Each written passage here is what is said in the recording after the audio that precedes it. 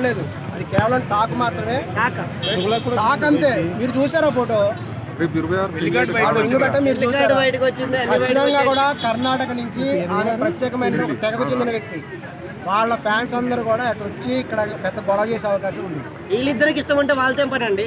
అవునండి, ఆమె కోసం ఎంతో ఫ్యాన్స్ ఫైట్ చేశారు. ఇక్కడ ఆమె కుల అభిమానులు, ఇక్కడ కులం ఇది వేరే విషయం కాదు. ఆమె కులానికి చెందినటువంటి వాళ్ళు చాలామంది అక్కడ పెద్ద సంఘాలు ఉన్నాయి కర్ణాటకలో. వాళ్ళు ఇదివరకు ఆమె మీద కొంతమంది మినిస్టర్లు కామెంట్ చేస్తే ఊరుకోలేదు. అటువంటి అప్పుడు వాళ్ళ వ్యక్తి ఒకరు పైకి వస్తున్నప్పుడు ఆమె వేరే చోటుకి వెళ్ళిపోయి వేరే వాళ్ళు చేసుకుంటే వాళ్ళందరూ వీపీసా? వాళ్ళందరూ ఎందుకు ఊరుకుంటారు?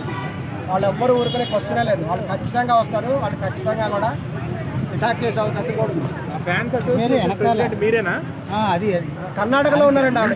రష్మికకి కర్ణాటకలో కొన్ని కుల సంఘాలు ఉన్నాయి. మీరు పాన్ ఇండియా ఫ్యాన్ గా వాళ్ళకి చాలా మంది. ఆఫ్ కోర్స్ రష్మిక అంటే నాకు కూడా ఇష్టమే. బాగా డాన్స్ చేస్తుంటుంది. ఆమె స్టెప్స్ కూడా బాగా చేస్తుంది. మీరు చేసుకున్నాం అనుకో. రష్మికకి చాలా మంది అభిమానులు ఉన్నారు కదా.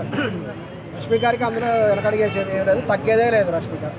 అంటే ఇప్పుడు ఆమె పెళ్లి చేసుకోవడం మీకు ఇష్టం లేదంటారు? వాళ్ళ కుల సంఘాలకు ఇష్టం లేదు. మీరు కూడా కర్ణాటకలో వాళ్ళ సంఘాలు ఉన్నాయి. మీరు అందులో టైప్ చేస్తారండి రష్మిక గారి గురించి, ఆ బయోగ్రఫీ వస్తుంది.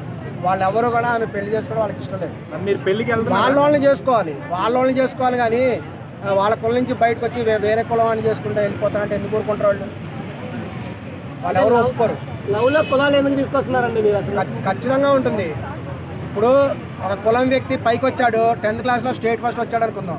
మన కుల సంఘాలు ఆ కుల సంఘం ఆయన సన్మానం చేస్తాయి చేయవా? ఎందుకు చేస్తాయి? ఒక వ్యక్తికి ఒక IAS అయ్యాడు అనుకోండి, వాళ్ళ కుల సంఘాలు సన్మానం చేస్తారు. ఎందుకు చేస్తున్నారు? మరి ఖచ్చితంగా ఉంటుంది. ఎవరైనా ఇండియాలో కుల వ్యవస్థ లేదు అని చెప్తే వాళ్ళు మీకు అబద్ధం చెప్పినట్లే.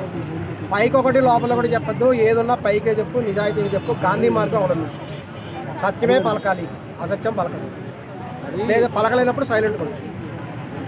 ఖచ్చితంగా ఒప్పుకోరు. ఈ జనరేషన్లో కూడా కులాల గురించి ప్రస్తావన వస్తుంది. ఖచ్చితంగా. మరి రష్మిక గురించి మాట్లాడితే వాళ్ళు ఎందుకు బయటకు ఎందుకు వచ్చారు? వాళ్ళు ఎందుకు ఆమెకు సపోర్ట్ చేశారు? ఆమె కర్ణాటకలో అడుగు పెడితే ఊరుకోమన్నారు తెలుసు మీకు. అన్నప్పుడు వాళ్ళ కుల సంఘాలు సపోర్ట్ చేశారు. ఈవెన్ అమిత్ షా గారితో కూడా కరస్పాండెన్స్ చేశారు.